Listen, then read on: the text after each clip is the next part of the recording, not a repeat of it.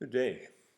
We are wrapping up the section on solutions, and we are finishing up looking at solutions quantitatively.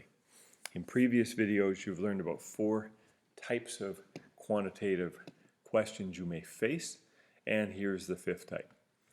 This is a case where you're mixing solutions and a reaction occurs. By reaction, we mean a precipitate forms.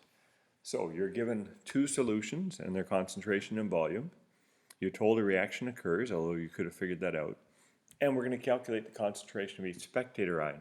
And also we have to identify and calculate the mass of precipitate.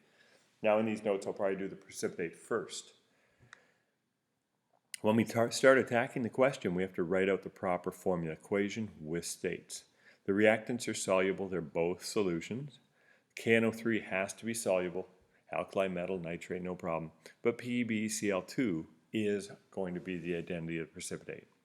So first thing we want to do is get the moles of each of these reactants and recognize, because we're mixing solutions, it's really a dilution question. So let's see if we can get that to disappear. So that's all the information the question gave us, and now we are ready to proceed. And as usual, these kind of questions take up a lot of space, so expect to use a fair amount of paper. So volume times concentration, and we get our moles of each of these solutions. Now, we know our net ionic equation is going to be Pb2 plus 2Cl minuses makes PbCl2, potassium nitrate of the spectators. So we're going to get our moles of lead ions, and we're going to get our moles of chloride ions. And this takes us back to the land of stoichiometry and limiting and excess reactants, so pretty recent. We know the 0.300 moles is limiting because according to the coefficients we needed twice as much chloride as lead ions. And 0.300 is not twice as big as the lead.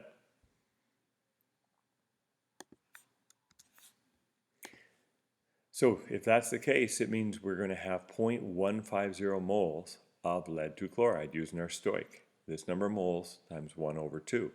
Or in other words, we're only going to have 0.15 moles of lead-2 plus reacting. We're going to have some left over. So once we have the moles of lead-2 chloride, we multiply by molar mass, and we get our 41.7 grams of lead-2 chloride.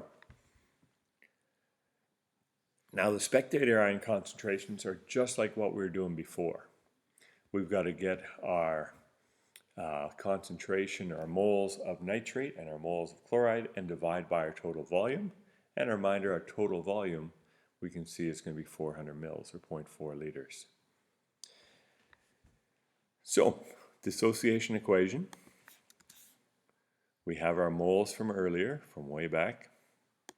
And we don't care about the lead. It will end up being a spectator ion, but we're not worried about that in the sense of the excess. The nitrate's what we're worried about, and that's why it's in yellow.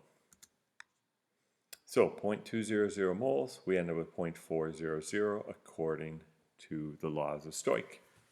0.400 moles, we're going to divide that by our total volume, and we get our 1.00 m for nitrate. We're going to repeat that process for the KCl. We take our moles from above, 1-to-1 deal. Got those moles, 0.3 over 0.4. You should not need a calculator to get the 0.750 m. So that's likely the toughest kind of question you'll face in this section of math related to solutions. If this went well and makes sense to you, that's great. If it didn't, watch the video again.